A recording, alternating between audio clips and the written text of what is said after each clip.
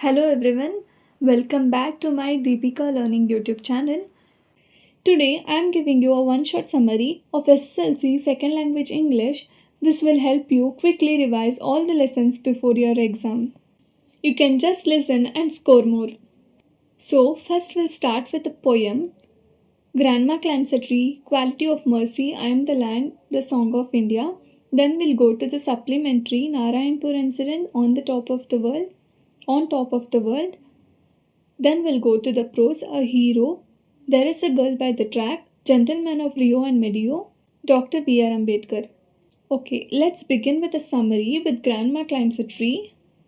Let's begin with a summary. Grandma Climbs a Tree is a poem written by Ruskin Bond. The Indian Council has recognized him as a pioneer of the growth of children's literature in India. He has written more than 30 books for children. In this poem, we can see Bond's great ability to enjoy unusual events and activities. Commonly unusual things are seeds for humor. Climbing a tree by Grandma is one of the unusual. This is the poem, as the title suggests, how an old woman keeps the childish habit and desires. The speaker here explained his grandma's habit. He called her genius because she could climb a tree in that old age. The tree may be high or spreading, she would have to climb. Even at the age of 62, she climbed a tree. She had the capacity of climbing the tree very quickly. She has the skill. She is fond of climbing trees since her childhood. She had this gift and enjoying a lot. She feels happy to climb a tree. She had more pleasure in a tree than in a lift. As years went on and Grandma became old, and her well wishers suggest that she must stop trees. Whenever the people grow old, they can give up children's deeds and lead graceful life. Grandma laughed and said that she will grow disgracefully. What is in that but? She can assure that she can do it better. Others would agree to her. What can she do in a better way? Luckily, there was no tree in their garden. Grandma learned to climb a tree from her loving brother when she was 6 years. All old people feared that if she fell one day or the other, some danger would happen to her. This is the fear of her beloveds. Once the family members were out of town, Grandma has a terrible fall. How did it happen? Don't know. But the result was completely different. Instead of a thread, she climbed a tree and could not come down.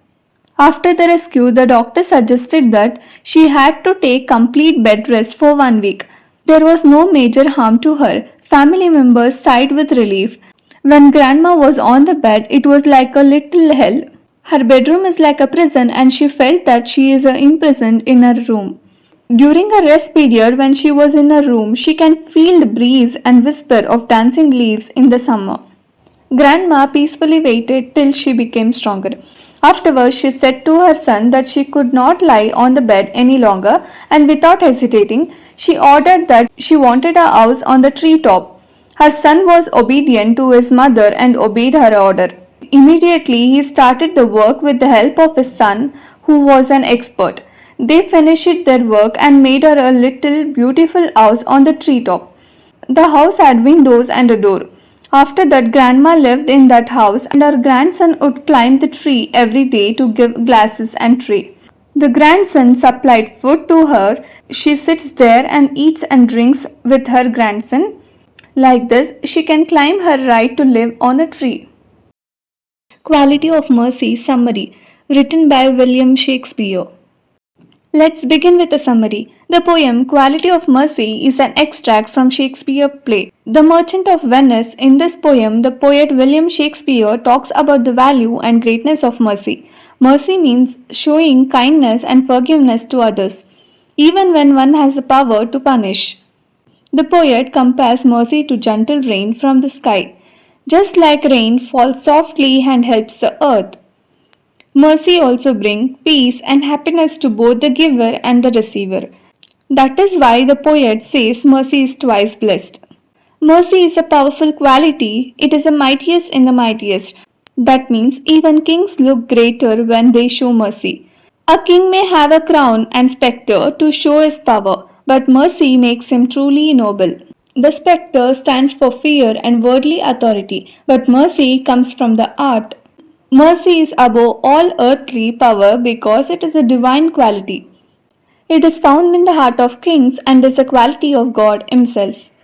Finally, the poet says that true justice becomes meaningful only when it is mixed with mercy. A person shows good like nature when he forgives others. The poem teaches us that mercy is more powerful and more respected than punishment. I am the land summary. Let's begin with a summary. This is the poem categorized under nativity. Here is the poetess wants to describe the patience of the earth.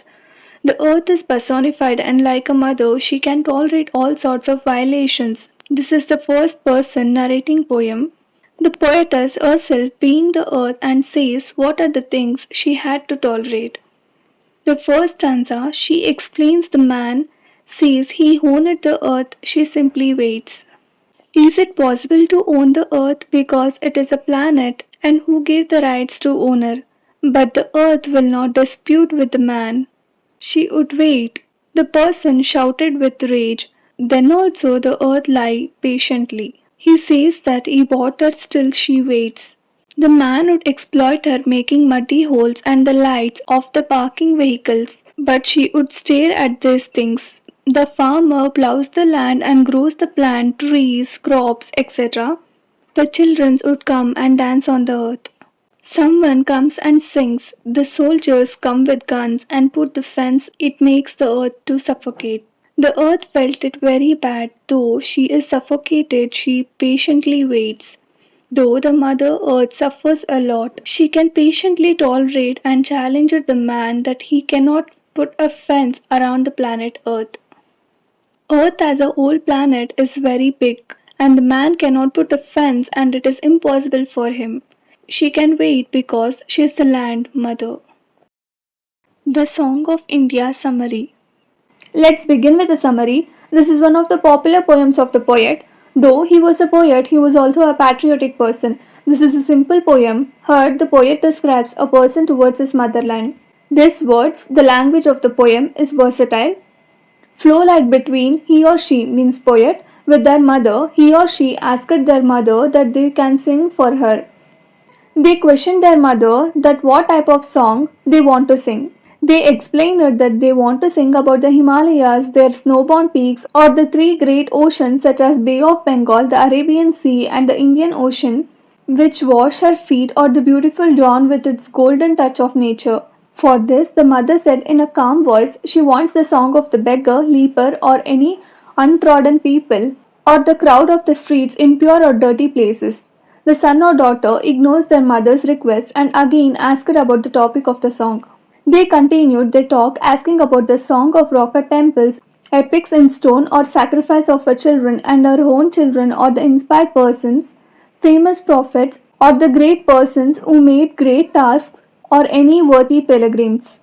Hearing the son's or daughter's words, mother get upset and angrily she asked to sing about millions of people who toiled and kept her life to a great cause. They experienced old people or ignorant people or helpless children who were very meek and dwelt in dark places. These words make the author that his heartbeat increased and the words heard a sound of bell and make him emotional. This situation is like a great white bird flew in a pitiful manner. He or she became very nervous and asked about the topic of the poem, even though he was afraid to question her but believed in his work. Again, he requested her what type of song she liked, whether he can sing about the dams and lakes or any steel mills, factories and industries, or shipbuilding yards like Vishakhapatnam or any great technologies or any great recognized events or any atomic incident, etc.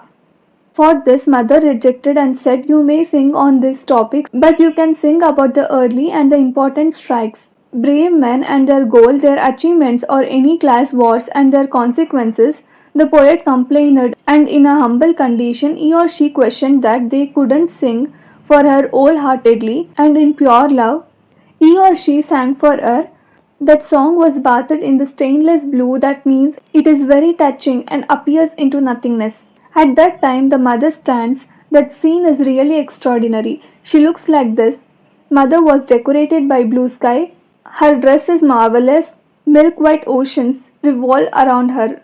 The waves of the oceans were entering and moved with power and make her sit on the lighted throne, and she wrote the book of Maru, her forehead opened like a earthquake. The sun god eradicate all sorrows, there was a clear dawn.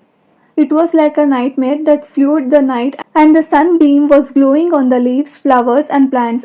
All the nature looks more beautiful and saved by the sunbeam's unseen hand. Here, the poet's intention is that the time will come to establish the new ideas. The poet always encourages new thoughts and ideas. Narayanpur Incident Summary. Let's begin with a summary. One rainy day, Babu and Manju hear the exciting news that they are coming. The student procession. They rush outside and watch a student march silently through the streets, ignoring the policemen walking. Alongside them, Mohan is among them, holding a picture of Mahatma Gandhi with another boy. Despite the long walk and heavy rain, the students remain expressionless and disciplined. At the parade gates, the leaders, including Suman, are stopped by the deputy superintendent of police. After a short exchange, the students hand over a notice to the police, demanding that the British quit India. They then turn back, shouting Mahatma Gandhi ki jai. Manju feels disappointed, expecting something more dramatic. Mohan later explains that the quit withdrawal was a deliberate plan. The student didn't want to provoke violence or get arrested yet. Instead, they wanted to make a formal declaration of their intention to resist. The cyclo-styling machine.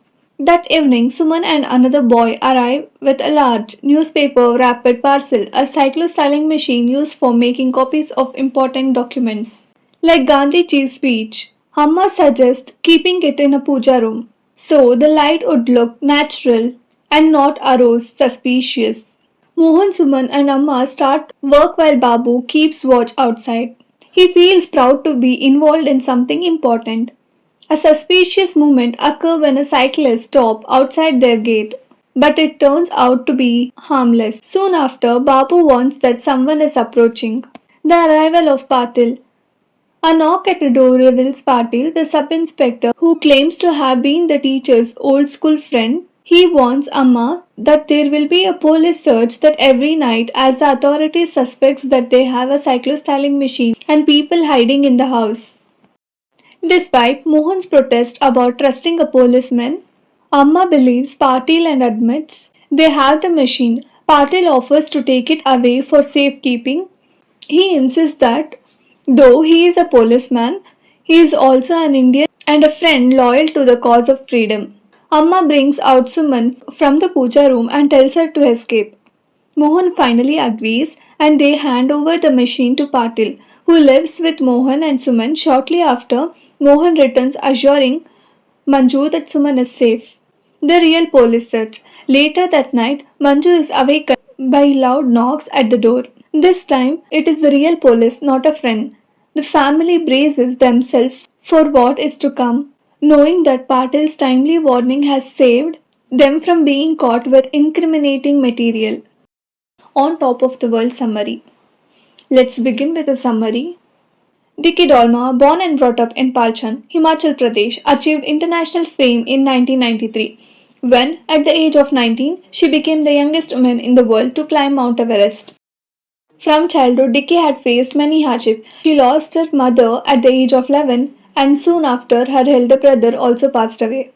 These personal tragedies left a deep mark on her. Before mountaineering became her passion, she was already a skilled skier, participating in the National Ski Championship since 1989 and winning medals at both national and international levels. Growing up surrounded by snow-clad Himalayan peaks, she developed a strong fascination for mountains. The desire to climb them became stronger when a mountaineering institute opened in Manali. Encouraged by her friends and family, she joined the basic mountaineering course in 1991. At the age of 16, securing a A grade, her performance earned her a place on the list for an All India Mount Everest expedition. For final selections, she successfully completed their expedition to different mountains. On May 10, 1993, she reached the summit of Mount Everest, fulfilling her childhood dream. The view from the top, she says, is something only an Everest climber can truly understand, and no awards would match that experience. For Dicky, mountaineering never felt like a difficult sport. Her zeal, determination, and love for climbing made the challenges seem natural. She trained for 4 hours daily, knowing that hard work and dedications were the key to success. Her biggest obstacles was financially difficult. While preparing for the Everest climb, her father was bedridden and her family had limited resources. The required amount for the expedition was huge, but she never considered quitting. Apart from mountaineering, Dicky enjoys listening to old indie film songs. Sadly, she lost her father a year and a half after her Everest achievement. Today, she works as a mountaineering instructor at the same institute where she trained, and she hopes her childhood will take up adventure sports if they have the passion for it. Summary of Hero Lesson written by R.K. Narayan. Let's begin with a summary. A Hero was written by a well-known English novelist R.K. Narayan. This is the extract taken by his familiar novel Swami and his friends. In this novel, Swami was a boy of 11 to 12 years age. He was a simple, innocent, non-courageous boy born in a middle-class South Indian family. His family members were his father, mother, granny, and little baby. His father was most disciplined and authoritative. His mother and granny were more caring, protective, and he was obedient to his father. In this extract, once his father was reading the newspaper and called Swami and narrated the tiger's incident. The brave lad faced the tiger and flew up the tree until some people came and killed the tiger. Swami's father asked Swami's opinion about the incident. Swami said that facing the tiger alone means he might be a strong grown up man, not a boy at all. Father said that courage is more important, strength and age are not so important. Swami did not agree, so father challenged him to show his courage by sleeping alone in the office. The poor Swami was afraid and wished to change the topic. He started talking about the cricket club. But his father was so determined and commanded him to sleep alone in his office room. To avoid this, Swami gave many excuses and he was not ready to sleep alone.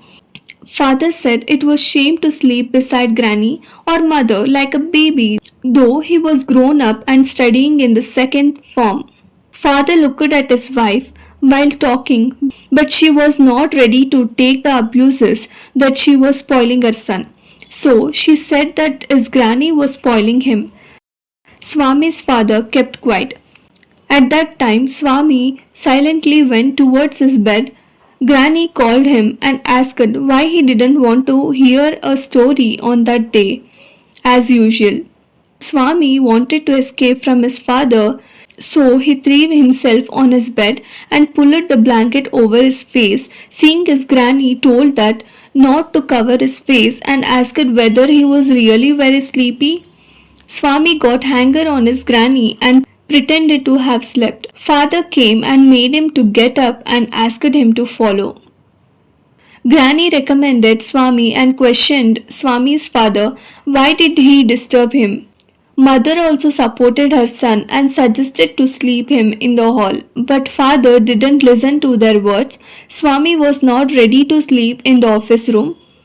He said it was very dusty and there may be scorpions behind the law books, but father did not agree and ordered him to sleep in the office room only. Otherwise, he would make him laughing stock at school. He was afraid of darkness, so he asked permission to have the burning lamp. For this, also father didn't agree because he wanted Swami to learn not to be afraid of darkness. Finally, Swami requested to leave the office room door open. For that, father agreed. There was no way to avoid his father, so Swami went to office room. While he was in the room, he hated the news printed in the newspaper about the tiger and wished that the tiger had not spared the boy. As the night advanced and the silence deepened, his heartbeat fasted. He remembered the scary devil and ghost stories that he had heard. He was very much afraid to be alone in the office room. He could hear all types of sound like ticking of the clock, a rustle of trees, snoring sounds, etc. In the calmness of night very clearly. Every moment in his thought the devils would come and carry him away. He was full of fear. He didn't know what to do. He got up and spread his bed under the bench and crouched there. He closed his eyes tight and fell asleep. He was racked with nightmares in his sleep. Nightmares continues. A tiger was chasing him. The tiger was at his back. The fear of tiger that it may catch him continued. He groaned in despair. After some time, by much efforts, he opened his eyes. He touched the wooden leg of the bench, assuming that Granny was at his side. He sweated with fear. At that time, Swami saw something moving. He thought his end had come. Why should he wait? As it came nearer, he hugged it and bit it with all his strength like a mortal weapon. The man, burglar, screamed with pain and fell amidst of furniture. By hearing the cry of man, father, cook, and a servant came. All three of them caught the burglar. This burglar was most notorious housebreakers of the district and he was challenged for police. Next day, congratulations were showered on Swami. His classmates looked at him with great respect. His teachers and headmasters were also proud of him. Swami became a hero in one night and all were happy. At night, father asked, "Where is Swami?" For that, mother replied that he already slept in his usual place. Mother also continued her talk and informed that let him sleep where he likes, need not risk his life again. Father mumbled that if Swami was spoiled, then there is no blame from his side. Swami heard the whole conversation of his parents and felt relieved that his father was giving him up at last. There is the girl by the track summary. Let's begin with the summary. It was evening 6:32 p.m. in Mumbai. As usual, the local train station was extremely crowded. People were in rush, pushing and running to catch the train. This is daily seen in Mumbai, where thousands of people travel in electric local trains. Among the passengers was a 21-year-old girl named Roma Talreja. She worked at a call center and had finished her day. Like everyone else, she entered a crowded train and stood near the door because there was no space. Suddenly, due to the heavy crowd, Roma got pushed and lost her balance. She tried to hold onto the railing but missed it and then she fell out the moving train onto the tracks. No one noticed it. The loud noises of the train covered the sound of her fall. It was a terrible moment. She lay there unconscious and bleeding while another train passed on the opposite track. But in that crowded chaos, one person saw what no one else did. A 20-year-old boy named Baleshwar Mishra. He was standing near the door of the same train and saw Roma fell. He immediately pulled the red emergency chain. The train slowed down and stopped. He shouted for help, asking people to come with him, but sadly no one came forward. Everyone was afraid or unsure. Without waiting, Baleshwar jumped off the moving train. He hurt his ankle and his slipper broke. But he didn't stop. He ran along the tracks searching for Roma. It was difficult and he had to run for several minutes. Finally, he found her lying beside the track, unconscious and bleeding from the back of her head. He gently asked, "Behenji, ab theek hai?" But she didn't respond. There was no one to help. Baleshwar carried Roma in his arms and searched for help on the road. But many vehicles passed by. No one stopped. It was heartbreaking. Finally, a tempo truck driver stopped after seeing Baleshwar's desperate face. He agreed to help. Baleshwar quickly explained what happened and they placed Roma carefully in the tempo.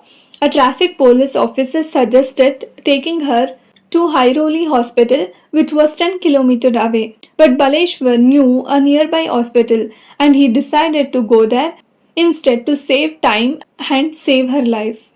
They reached a small local hospital. The nurses helped and gave first aid. The doctor said that Roma needed better treatment and should be shifted to a big hospital.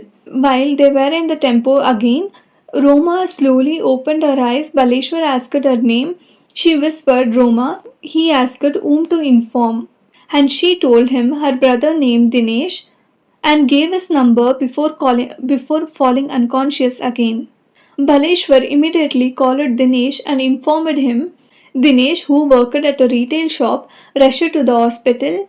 Roma was admitted to Divine Multi-Speciality Hospital. Dr. Anil Agarwal, the medical director, saw her condition and immediately admitted her to the ICU without asking for paperwork or payment. He later said if she hadn't received help so quickly, she would have bled to death. Thanks to Baleshwar, her life was saved. The next day, Baleshwar returned to see Roma. Her brother Dinesh said Roma's bag and mobile were missing. So Baleshwar even went back to the railway tracks to search for her belongings. A railway employee later returned them.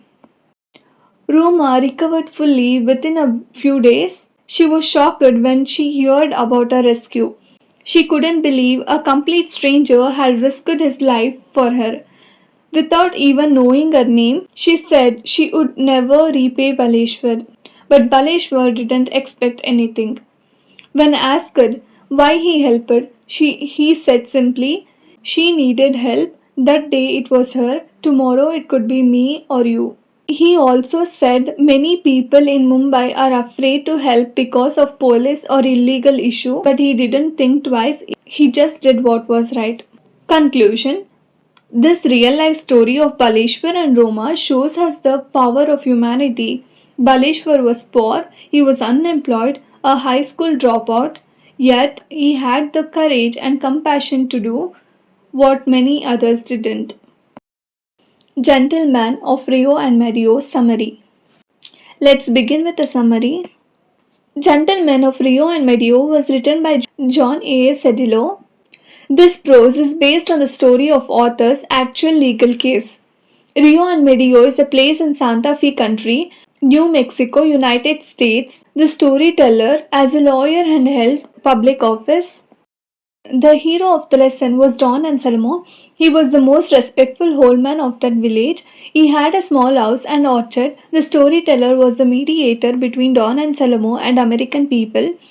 The American people wanted to buy Don Anselmo's property, but Don Anselmo was not in a hurry to sell his property. He was an old man and plenty of time. He lived in his ancestral land. He tilled the same land they had tilled. He had a small, unpleasant house. It was built in an old fashion. A small, narrow stream was flowing throughout his land. A lot of trees were grown in his orchard, and it was beautiful. After much effort and negotiation of the storyteller, the old man agreed to sell his property. It took months of time.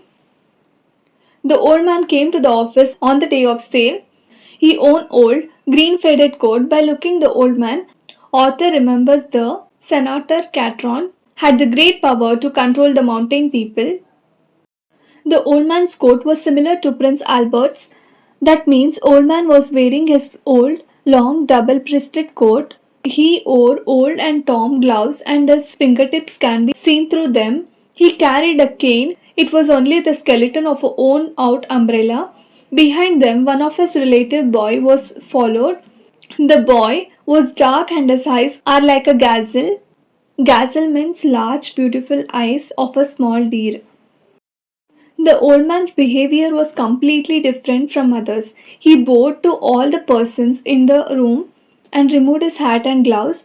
This action is similar to that of Charlie Chaplin action. Once he did it in a picture. Chaplin's role was the janitor in a bank. The old man gave his things to the boy and sat on a chair. The conversation was started about the rain and his family. The old man was very proud of his large family. Finally, the mediator came to the topic. The old man was agreed to sell his property for $1,200 in cash. The buyer got survey of the land and came to know that the land extended and it almost doubles what they want to purchase and agreed before, so they were very good people and ready to pay twice the amount. They kept the money ready in front of the old man. The old man thought for a moment and the storyteller proposals made him insult. Because he was a man of principles, he didn't agree to take more money from them. Authoritatively, he said that he is ready to sell his outside land for $1,200 only. The storyteller argued, but the old man was not ready to accept more money. Finally, he signed the deed and took the money and went out as usual. A month later, the buyers renovated the house and orchard and they moved there to live. But the children of the village were overrunning their property. They came every day, played under the trees, and built little fences and took flowers. Buyers warned them, but they simply laughed and talked good naturally. In Spanish, this complaint came back to the office. To solve the problem, the storyteller sent a messenger to call Don Anselmo. It took a week to arrange the meeting. When the old man came, the problem was discussed. The storyteller asked the old man, being the most respected man of the village, why couldn't he stop the children from doing so? The buyers might enjoy their new home in peace. After hearing, Don Anselmo replied that he sold his property to them because they were good people, but he didn't sell them the trees in the orchard. The storyteller tried to explain that generally, if the land or orchard is sold, the possession of the trees is that place is also to buyers. The old man accepted the matter and continued that he is the oldest man in the village. Everyone in the village were his relatives, and all the children are nice his nephews and grandchildren. Every time a child has been born in Rio and Medio, he had planted a tree for the child.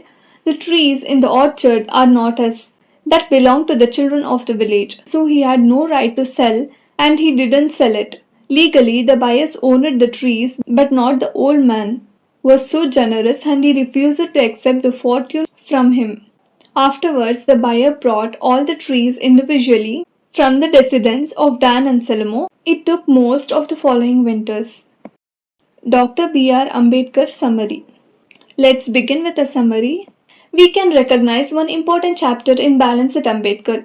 His love about books. He was very eager to knowledge and reading books throughout his life.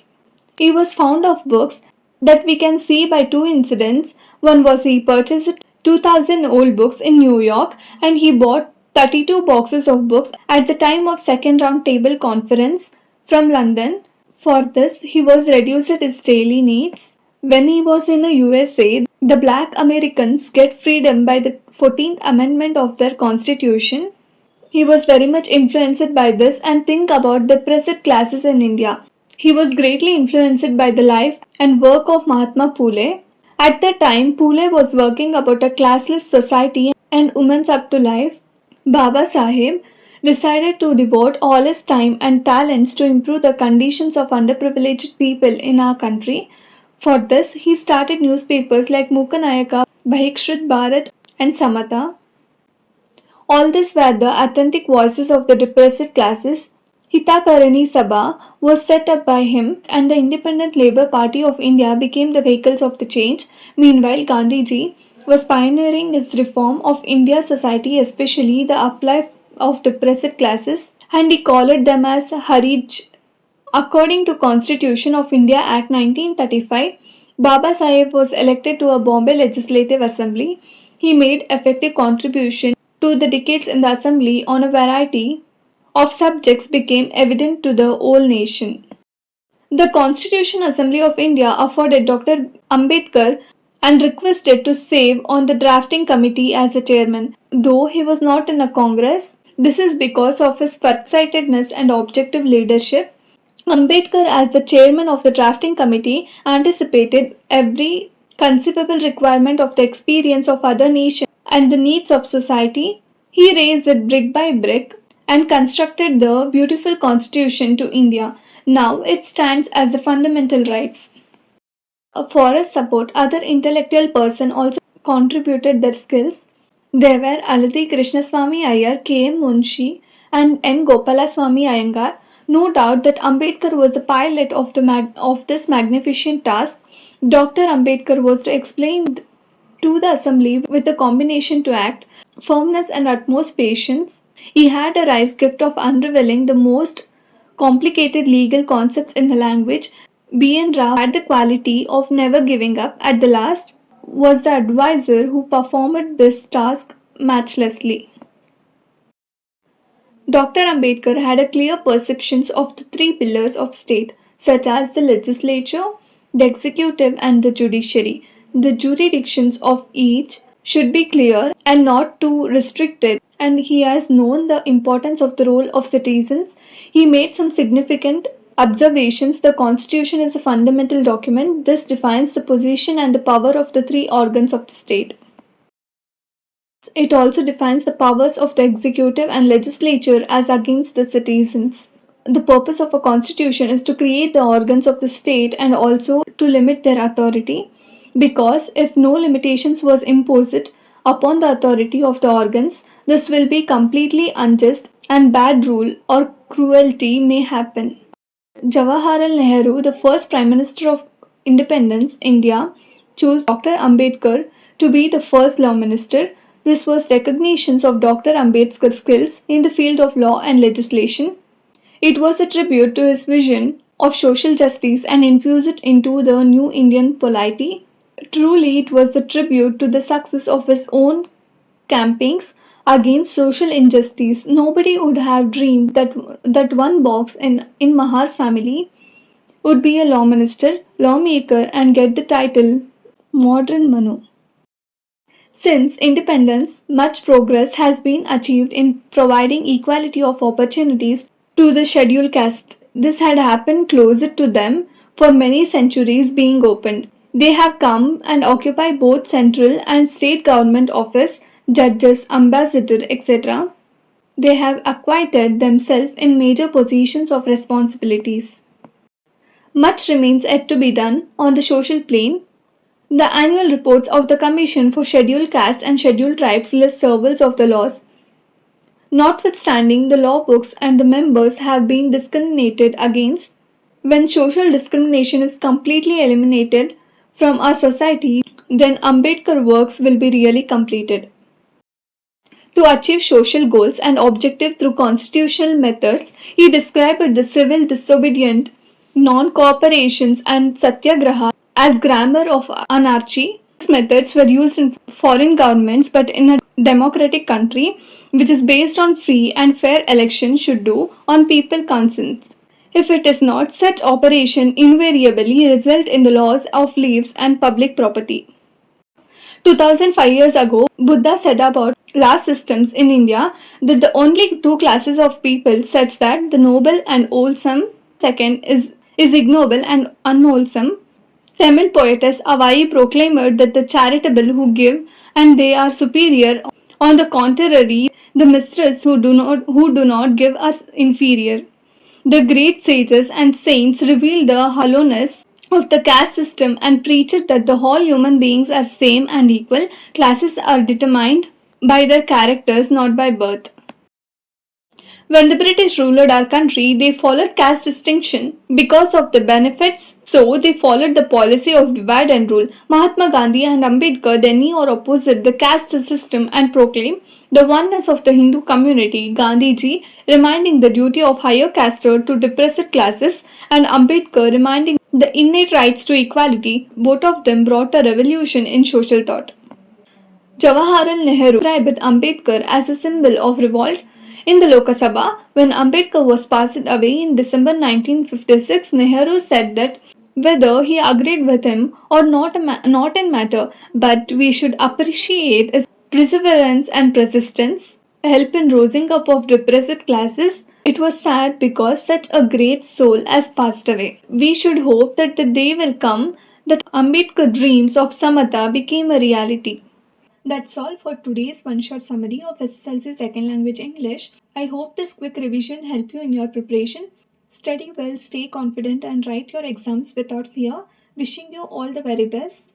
If you found this video useful, please don't forget to like, share and subscribe to my Deepika Learning YouTube channel for more study videos. Also leave your comments below if you have any doubt. Thank you for watching and once again all the best for your exams. I will see you in the next video. Till then, keep learning. Bye bye.